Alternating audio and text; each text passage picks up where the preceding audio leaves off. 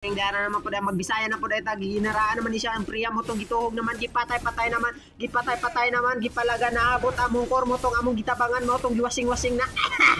di mo tong gipatay-patay na dire at niya nag-imut-imutan na tapos lisli ako nang gito kay gara man kayo kaniyarag ni siya nung papansin ako mo tong patay ka na brad si priya akong gibakmakan pero ako dito o di ba o gigara-garaan naman o di giimutan at nag-like pa ko dire kay wa mo ko lang imot kay wa pa makuha tagad mo di ara ni hunat na wanit na iritel wazing patay ka na wala siya tabangas iyang kauban yan lan og tank nga si Johnson gigupuroy na mo dire ako pagong gituhog giaswat pagod bang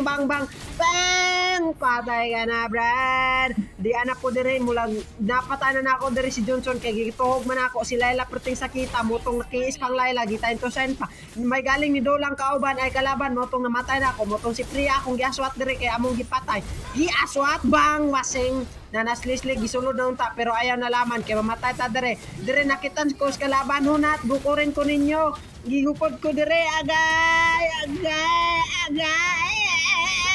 may panipalag nalaman ko ato namatay ko